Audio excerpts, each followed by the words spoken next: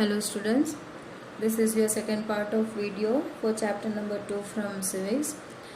So in the last video we have learned about the secularism, what is meant by secularism. Now in this video we are going to learn the next topic, that why is it important to separate religion from the state. To separate religion from the state, this is important for country to function democratically. Then only they can function democratically. All countries have more than one religious group. Already you know every country is having more than one religious group. In India itself, you can take it as an example. We are having more than one religious group. There is Hindus, there is Muslims, Christians, there are Parsis. So many religious groups are in country. There is always one group that is in a majority. Again, I could take India as an example. So in our country, which is the majority religion or majority religious group, that is Hindus. So every country is having one majority group. If the majority religious group has accessed the state power, then it could result in tyranny of majority, discrimination, coercion, and at times even the killing of religious minorities. So here what does this point says, that if the majority religious group get the power of state, if the majority get the state power, then what happens? They will start discriminating the people. They will force one particular thing or many practices to follow, that is meant by the coercion. So legally, because they are having the state power, so they can force them to follow certain thing. Even the killing of religious minority, so minority group would be in danger even though they can be killed by the majority group. Also, the individual should be free to exit from their religion, embrace another religion, and interpret religious teaching differently. So the above point says about the group. If the majority group get the power, then what could be happen? In the next point, the last point over here in this slide is, every individual's right has also to be protected. He or she should be free, whatever religion he or she has to follow, that is their choice. Even to embrace another religion also, they can praise, if he is Hindu, then he or she can praise the Muslim community or Muslim religion. So it is their choice. And even to interpret the religious teaching differently. So whatever the religious teaching already was being followed by the number of people, that could be interpreted in different way by the individual. So that is their rights and choice to choose, to change, or to stay in the same religion. So group has to be also protected, or their power should be limited here, we can say, and every individual's right also has to be provided. So the state has to be kept separate from the religion, or the religion will work as per their will. To understand this point better, let us take the practices of untouchability. You will dislike it within Hinduism, and therefore you want to try and reform it. So untouchability, here I said the majority group in India is Hinduism, but though the untouchability was being followed, because the upper caste has made, and upper caste was in majority and the lower caste was in minority, so they were able to follow such kind of practices. So this practice of untouchability has to be stopped. You have to reform it. However, if state power were in the hands of Hindus who support it, then do you think it would have an easy task to try to change it? Even if you are the part of the same community, you have to face resistance from the fellow member of the same group. So if you got the majority religion got the state power, and if the same religious group support this kind of practices, what is about mentioned untouchability, then would you think it could be changed? It could be easily changed by you? No, it could not be changed. Even if you are a person from the same community, you will face the tough resistance from your fellow member of the same community. It would be your family member, it could be your friends, and or any of the community member from the same religious group. So you have to face all kind of consequence because they are in majority, one point, and secondly they got the state power. So whatever they like, and they will work according to their will. Thus these two reasons makes the democratic society to follow secularism. So these are the reason why we are following the secularism. And to ensure it is necessary to keep separate religion from the state. So here you might have understood why we are keeping the religion separately from state. Now, what is Indian secularism? Indian constitution states that India is a secular state. So they are not giving any priority, or they are not promoting any one religion. It ensures that the country have to follow below given objectives. So what are the objectives that has to be followed? One religion community does not dominate another. So one religious community, the Hindu, could not dominate the other religion, that is Muslim. Secondly, the second objective, some members do not dominate the other members of the same community. Again, I could take away the example as the Hindus. The previous slide we have already discussed that Hindus, both are Hindus, the lower caste and the upper caste, both are Hindus, but even in the same community they cannot dominate, because they are the upper caste, they cannot dominate the lower caste Hindus. So here the second point reveals that some members do not dominate the other members of the same community.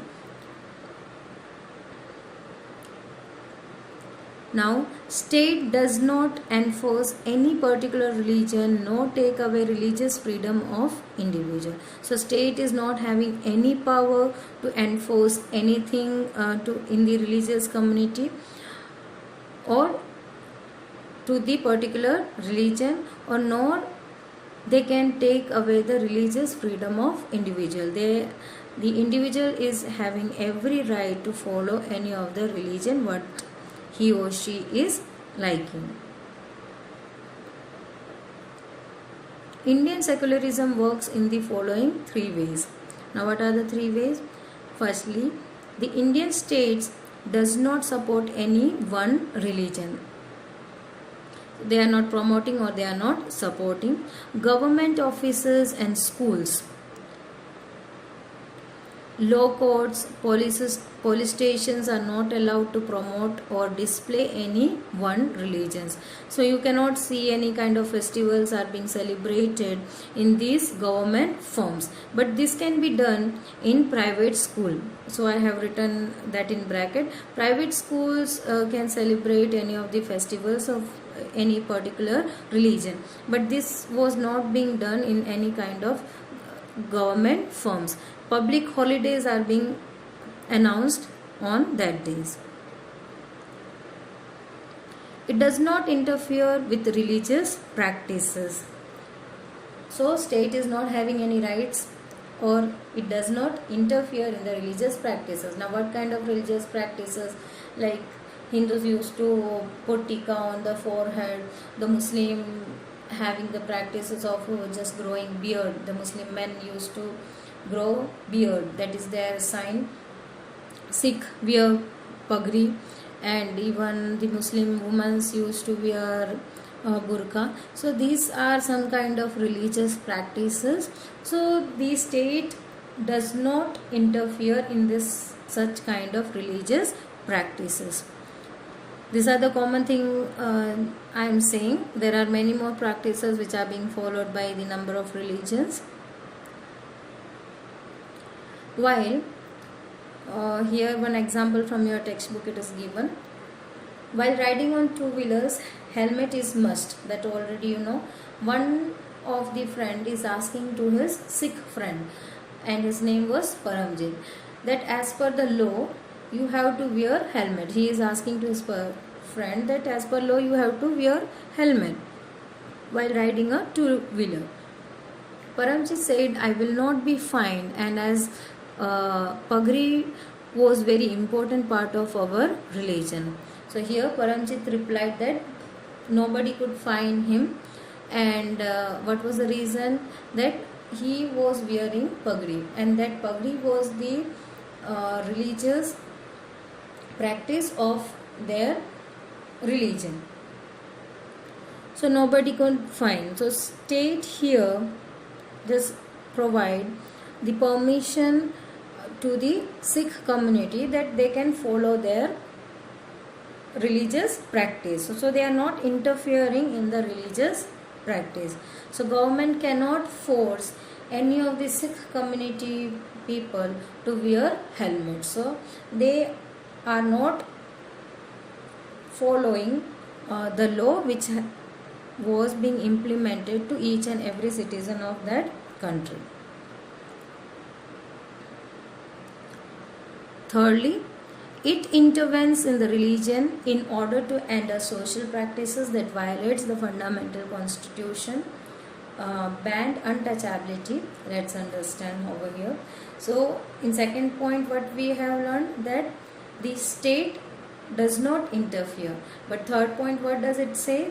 That it intervenes, it interferes in the religion. But how?